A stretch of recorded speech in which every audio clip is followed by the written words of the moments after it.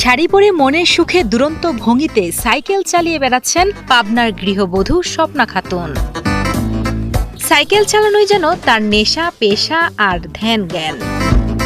শাড়ি পরে গৃহবধূর এমন সাইকেল চালানো দেখে স্থানীয়রা তাকে ডাকেন চাটমোহরের সাইকেল রানী বলে। শুধু তাই নয়, নিজের ইচ্ছে মতো গান লিখে নিজেই সুর দেন এই নারী। আমি যখন পাবনায় থাকি তুমি থাকো ঢাকা। চালাতে আমার ভালো লাগে, সাইকেল আমার বেশি পছন্দ।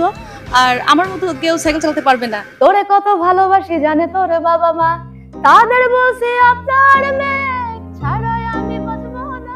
অভাব অনটনের সংসারে মাত্র 14 বছর বয়সেই বিয়ে হয় পাবনার চাটমোহর উপজেলার বাহাদুরপুর গ্রামের বাসিন্দা স্বপ্না খাতুনের। তাদের সংসারে রয়েছে 2 সন্তান। কিন্তু হঠাৎ স্বামী মানসিক রোগে আক্রান্ত হয়ে পড়লে সন্তানদের নিয়ে বাবার বাড়ি ফিরে আসতে হয় স্বপ্নাকে। আয়ের উৎস না থাকায় মানসিকভাবে ভেঙে পড়েন স্বপ্না নিজেও। বিয়ে তো হওয়ার পর জামাইটাও কেবা পাগল হয়ে গেল, জামাইও পাগল, আমার মেয়েও এইভাবে সাইকেল নিয়ে উড়িয়ে বেড়ায়। সকালে রান্না বান্না করে দুপুরে খাওয়া দাওয়া সে সাইকেল নিয়ে বাড়ায়। তখন থেকেই যেন তার মাথায় ভর করে সাইকেল চালানোর এমন আজব নেশা। বাইসাইকেল চালিয়ে যেন তার নিজের সব দুঃখ কষ্ট ভুলে থাকেন এই নারী। সামর্থ্য না থাকলেও চেষ্টা করেন অসহায়দের পাশে দাঁড়াতে। মানুষকে সাহায্য করতে ভালো লাগে, কিন্তু বাবা ভাই থেকে চাইলে তো লোকের জন্য এত দিবে না। তো নিজের টাকা হলে খরচ যতই করলাম এটা কেউ জানলো না যে কত টাকা খরচ করলাম। ব্যবসা করার ইচ্ছে, আমরা গান লেখি, এটা নিয়ে কাজ করার ইচ্ছে। স্থানীয়রা জানান স্বপ্না ভালো মনের একজন মানুষ।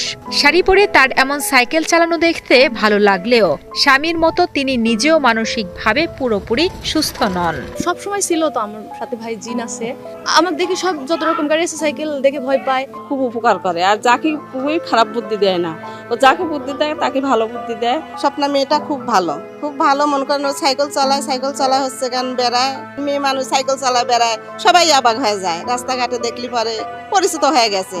মানসিক ভাবে এই সমস্যা একটু আছে, হ্যাঁ এইটুকাই, তাছাড়া আর কিছুই নাই। খুবই ভালো।